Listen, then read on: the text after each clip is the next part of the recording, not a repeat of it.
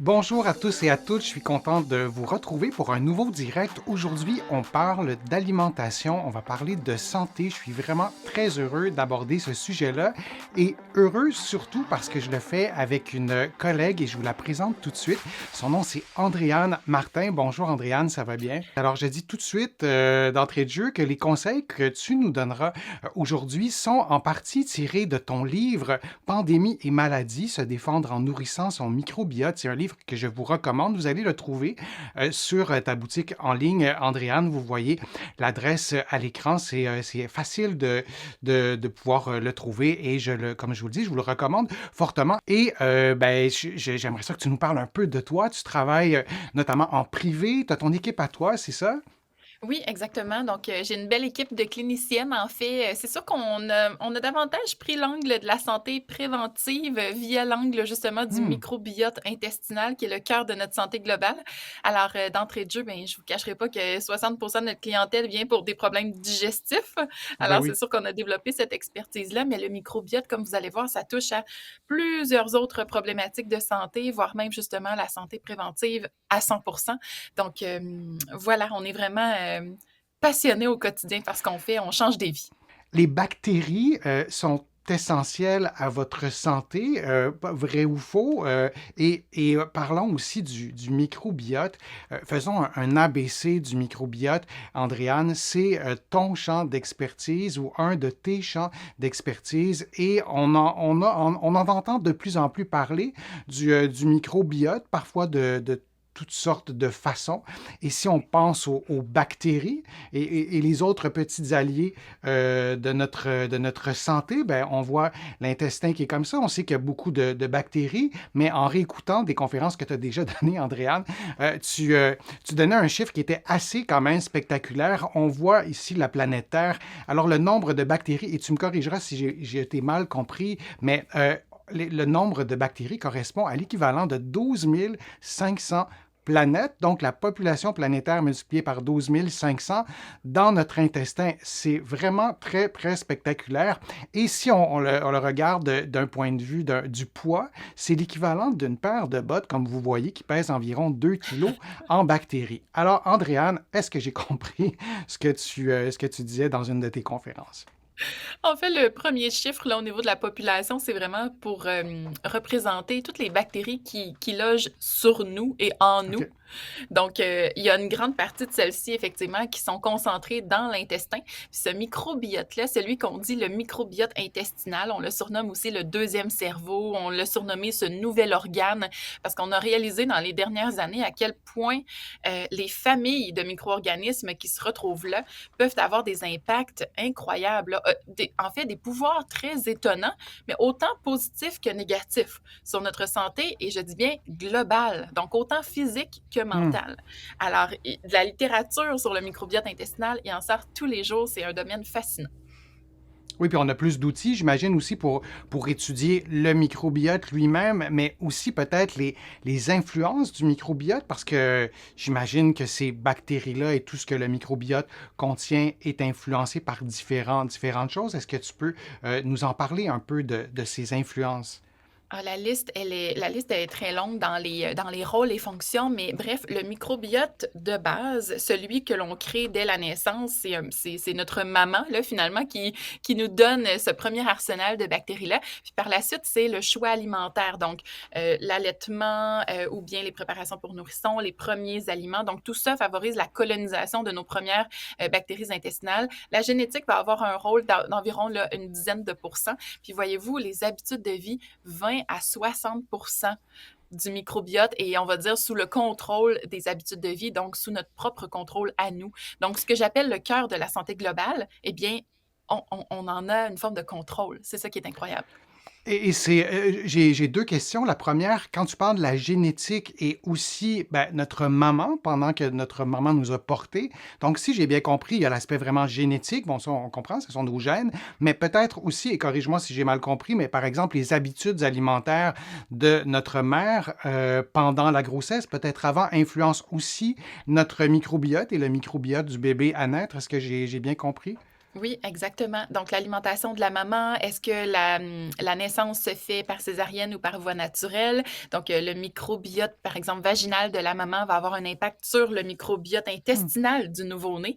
Puis ensuite, comme je le mentionnais, là, le choix d'alimentation, les premiers aliments. Donc, en fonction de où est-ce qu'on habite sur la Terre, on ne mangera pas c'est nécessairement vrai. les mêmes aliments. Donc, ça va contribuer à cette diversité-là au niveau du microbiote intestinal. Et est-ce qu'on sait pourquoi, dans ton tableau, en fait, je vais le remontrer ici, dans ton tableau, on voit l'activité physique. Parce que tu disais qu'il y avait beaucoup, beaucoup d'études qui se faisaient sur le microbiote, alors qu'on ne comprend pas tout du microbiote, mais est-ce qu'on sait pourquoi l'activité physique influence ces bactéries qui sont dans notre intestin, par exemple? Les mécanismes derrière tout ça, je les connais pas bien, en fait. Je vais devoir retourner là, de mon côté aussi dans la littérature, puisque au quotidien, je parle davantage d'alimentation que d'activité physique. Un lien qu'on fait bien, par contre, c'est notamment, ben, vous l'avez peut-être déjà vécu vous-même, mais la fameuse diarrhée du coureur. Mhm. On sait que quand on court, il y a des chocs finalement qui se font. Il y a une forme de changement ou de petite, on appelle ça une dysbiose, là, une petite perturbation au sein du microbiote qui se fait pendant l'activité physique intense. Ce qui fait que parfois, ce qu'on mange pendant cette activité-là ou après, ce sera moins bien digéré que si on l'avait mangé dans un contexte d'inactivité physique. Donc, OK. il y a tout un lien qui est là, mais au-delà de ça, je peux pas y aller, Mais par rapport malheureusement. ça va par rapport à l'activité physique, mais vraiment au sens large. Quand on est stressé, par exemple, ou si on fait, quand on est stressé, souvent on a mal au ventre. Et quand, en tout cas, je parle pour moi, si je vais courir, ben, ça me fait du bien. Puis souvent, ça me déstresse, puis j'ai moins mal au ventre. Là, je te le dis dans mes mots, mais est-ce que ça peut avoir aussi un rapport avec le microbiote dans les habitudes de vie que je viens de décrire, par exemple? Le stress, le sommeil, tout ça a un impact majeur. En fait, on sait que ce qui se passe au cerveau a un impact sur ce qui se passe dans le deuxième cerveau, c'est-à-dire dans l'intestin. La communication, elle est vraiment bidirectionnelle. Puis on l'a souvent vécu, là, Denis, quand on est stressé, à quel point ça active le mouvement de l'intestin. Parfois, les gens vont faire de la diarrhée, en fait, le Mhm. matin d'une présentation importante, par exemple. Donc, on le voit, ce lien-là, il est clair. Mais quand on étudie vraiment les rôles et fonctions du microbiote, ça va bien au-delà du simple lien stress intestin. Donc, c'est complexe. Et toi, tu travailles auprès de personnes qui te consultent, tes nutritionnistes, et tu gardes en tête les effets, les effets qu'on a sur notre microbiote. Donc, il y a des moyens, j'imagine aussi, de l'analyser ou d'en tenir compte pour, par exemple, élaborer un plan de traitement lié à l'alimentation, par exemple, avec les personnes qui te consultent, c'est ça? Oui, en fait, le meilleur outil, c'est vraiment le patient, le client en tant que tel, là. C'est-à-dire quand on a une belle amélioration des symptômes parce qu'on a travaillé justement sur la qualité du microbiote intestinal. Et là, je parle de symptômes intestinaux, mais également de symptômes extra-intestinaux. Quand il y a une perturbation au sein du microbiote, ça peut avoir un impact négatif, par exemple, sur la gestion de la faim et de la satiété, sur Hmm. les problèmes de peau, sur un système immunitaire qui est moins, on va dire, vigoureux. Donc, les défenses immunitaires sont moins vigoureuses. Euh, Ça, on peut. je m'excuse, je Oui, t'interromps, mais c'est intéressant parce que si on a un problème de peau, ben le premier réflexe, c'est d'aller voir, je caricature peut-être un peu, mais c'est d'aller voir le dermatologue. Or, ce que tu nous dis, c'est que le microbiote est la peau. Et si je t'ai bien compris, dans une autre des conférences, tu disais que les deux barrières qu'on a au niveau du corps humain, c'est la peau et c'est notre intestin, finalement. Donc, quand on a des problèmes de peau, ben, c'est peut-être aussi lié au microbiote et de là, l'importance peut-être aussi de consulter parce que moi, en tout cas, si j'ai un problème de peau et j'essaie de régler ça avec l'alimentation, intuitivement, j'y arriverai pas. Donc, de consulter un ou une nutritionniste, ici au Québec, c'est des nutritionnistes ou des diététistes nutritionnistes. De l'autre côté de l'Atlantique, les titres professionnels changent. Parfois, c'est des médecins qui ont une spécialité en nutrition, mais pour aujourd'hui, on va parler de nutritionniste, si tu es d'accord, Andréane. Donc, pourquoi consulter une nutritionniste si on donne quelques exemples concrets en lien avec le microbiote pour pouvoir intervenir efficacement et peut-être rééquilibrer un peu les choses. Donc, quel exemple, par exemple, de consultation que tu fais souvent, de type de consultation que tu fais souvent en lien mhm. avec le microbiote? Mais là, premièrement, je vous rassure, on ne vous parlera pas simplement du brocoli. Oui, J'aime beaucoup c'est l'image des ça. nutritionnistes, hein. Il y a toujours un brocoli ou de la salade quelque part. Mais C'est vrai. bref, en fait, L'évaluation nutritionnelle va nous en dire beaucoup. Puis quand on travaille avec le microbiote intestinal, ben, on va aller voir justement, on va faire une évaluation nutritionnelle, mais on va aussi aller questionner beaucoup, beaucoup sur les symptômes, comme je vous disais, intestinaux et extra-intestinaux. Donc, les différents éléments qu'on va travailler, ça va être beaucoup l'apport en fibres alimentaires, la variété alimentaire, la couleur, justement les polyphénols, les fameux ratios oméga 3, oméga 6 dont on parlait tout à l'heure. Mais là, je vous dis ça de façon très, très, très générale parce que l'objectif d'aller consulter une nutritionniste, c'est justement de ne pas avoir de recommandations générales, d'avoir des Mhm. recommandations qui sont personnalisées. Ben oui. Puis mon équipe et moi, ce qu'on a vraiment, là où on veut pousser même un petit peu plus loin, c'est de quelle façon on peut utiliser différents tests, différentes analyses de nos selles, de notre microbiote intestinal pour aller encore plus loin que la recommandation personnalisée qu'on est capable de donner en tant que professionnel de la santé. Donc, c'est vraiment là où on va prendre, nous, de notre côté, les grandes recommandations générales que l'on connaît, puis que l'on va adapter aux symptômes que vous ressentez, que vous nous partagez, dans le but d'améliorer tout ça, puis dans le but de faire la différence. Je le dis souvent, on change des vies, puis c'est ça l'objectif.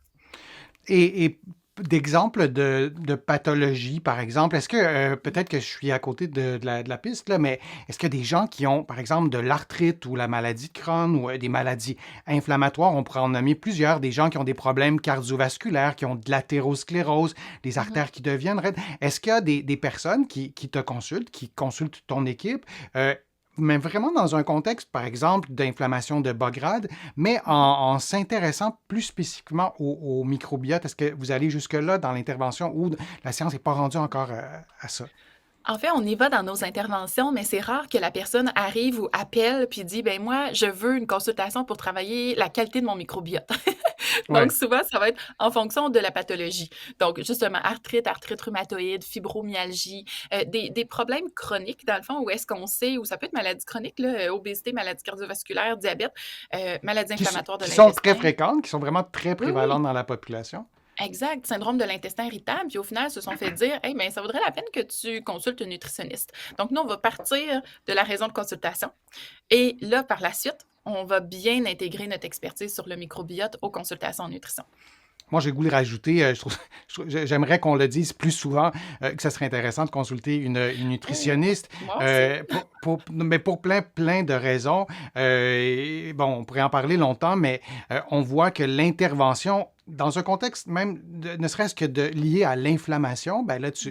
je comprends que les gens appellent pas pour dire SOS, j'ai un besoin, j'ai un problème avec mon microbiote, mais c'est un outil parmi tant d'autres aussi. Mais je pense que ça devrait être un réflexe beaucoup plus développé. Et pour avoir assisté aussi à plusieurs consultations de nutritionnistes, c'est pas un échange qui dure 3 minutes, comme parfois ça arrive dans le bureau d'autres professionnels qui ont peut-être moins de temps. Il y a vraiment une évaluation qui s'appuie sur des connaissances scientifiques qui vont faire en sorte que ça pourra peut-être aider même des gens qui nous écoutent en ce moment. Et le microbiote, c'est quelque chose qui est complexe. L'inflammation, c'est quelque chose qui est complexe. Alors, je pense que c'est intéressant de consulter un ou une nutritionniste qui aura un autre titre professionnel à l'endroit où vous habitez, mais moi, je vous encourage à le faire. Merci, Andréane. Tu nous as vraiment donné plein, plein de conseils très concrets. Je veux rappeler aux internautes ton site web, Andréane Martin. Il y a beaucoup d'informations aussi. Tu as une boutique en ligne. Cet excellent livre, Pandémie et maladie, se défendre en nourrissant son microbiote. Il y a d'autres éléments aussi sur ta boutique en ligne. Tu fais aussi, Andréane, des consultations en ligne avec ton équipe. C'est bien ça?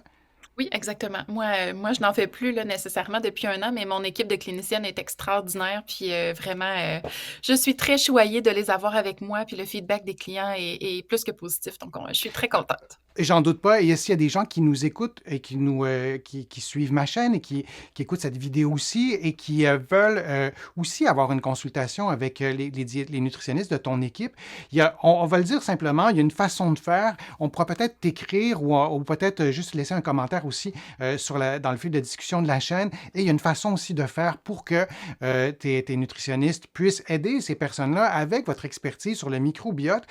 Si je ne me trompe pas, vous êtes la seule équipe au Québec de nutritionnistes qui est spécialisée en microbiote, c'est bien ça? Oui, oui, oui, exactement. Puis, si vous voulez simplement avoir juste plus d'informations, en fait, lire là-dessus sans avoir des consultations, on a une belle partie blog sur le site web, Ah, mais aussi suivez-nous sur nos réseaux sociaux. Je veux dire, tous les jours, on publie sur ce beau sujet-là, sur la santé globale, sur la nutrition. Alors, n'hésitez pas à venir nous suivre autant sur Facebook, Instagram que LinkedIn. fantastique. Ben, merci beaucoup, Andréane. Je vous remercie d'avoir été là. Je suis convaincu que les conseils d'Andréane vous ont été utiles. N'hésitez pas à commenter nos contenus. Ça nous fait plaisir. On va essayer de répondre. C'est difficile de répondre à tout le monde, mais on garde vos questions aussi en banque pour peut-être un autre direct. Qui sait? Alors, merci, Andréane. Merci à tous et à toutes et à une prochaine fois.